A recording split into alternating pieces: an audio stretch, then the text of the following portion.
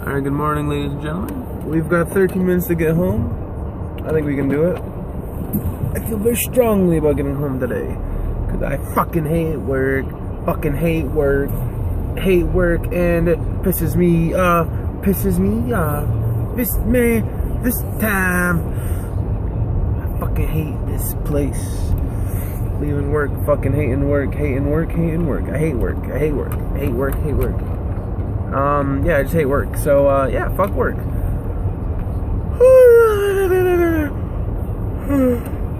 Today's February 27th. We're almost at the end of the month. I think we got two more days. Was it? I think the 28th is the last day of the month, or 29th is, or I don't know. February's weird because I think there's months where it ends at the 28th, and then there's months where it doesn't. And I think this month it does. It ends on the day that it usually doesn't end on, I believe. So, yeah.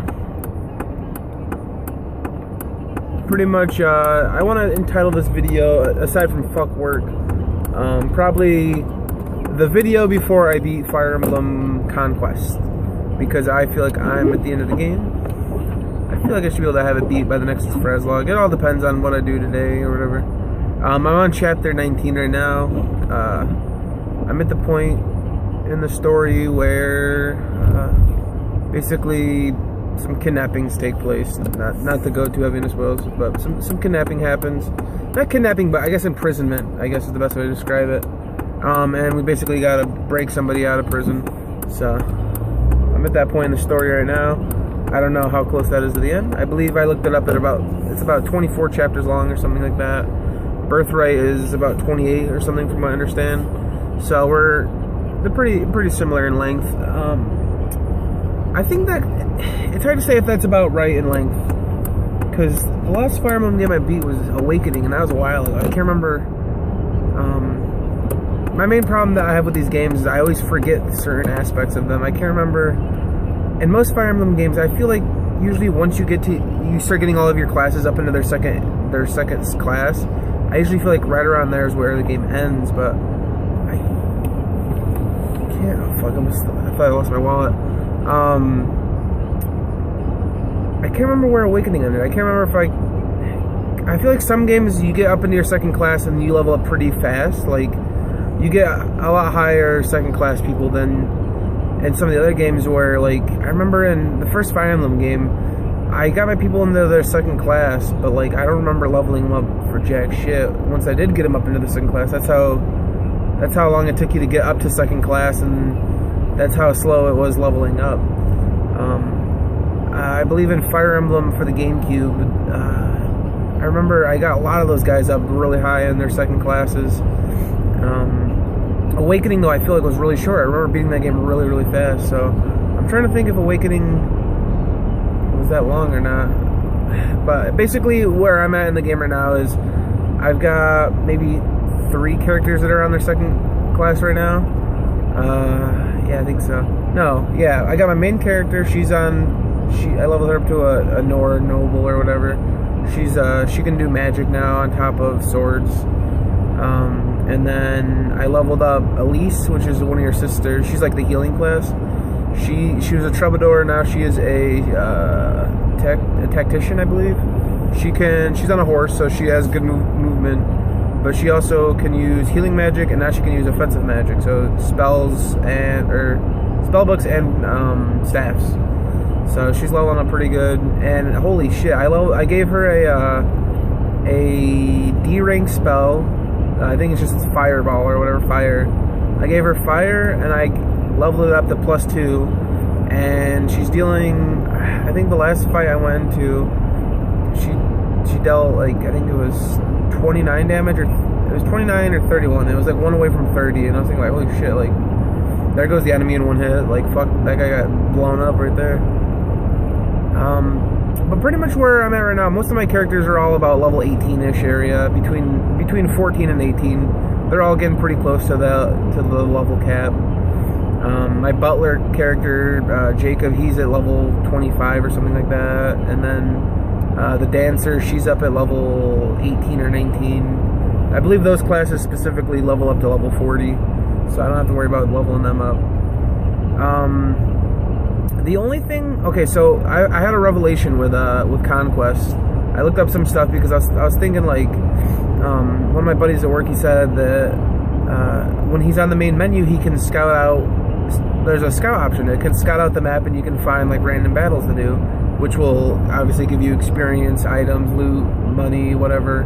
But more importantly, it gives you experience, which is the predicament I'm in right now. My guys are, I don't think they're underleveled, but I'm definitely getting my ass kicked. So, my predicament was, okay, if there's a scout option, how do I access it? So I Googled it. It took me to a Kotaku article that was like the before you play Fire Emblem Conquest. Kotaku does these cool little articles where they basically give you a lot of heads up that are non-spoilers, but they're like very, very good to know early on in games. It's definitely helped me out in a lot of games, a lot of RPGs usually, like Witcher. I remember Fallout 4 had one. Yeah, I don't always go after those guides, but like if I'm starting up a new game that I feel like it's gonna take me a while, I usually look it up just to see what it is. So with Fire Emblem, though, what they said was they basically said that there is no scout option. They basically said Conquest is the hardest version of these 3 games. The way the AI is, you basically have to play extremely, extremely defense heavy. You have to kind of use some tactics to get the enemy. You basically have to pull aggro. You have to pull the enemies towards you and then kind of back up a little bit, let them come in at you. You basically don't want to engage them too much during a turn, if at all.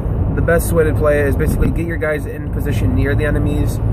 Don't attack them. Let them attack you unless you can basically kill them outright. You know.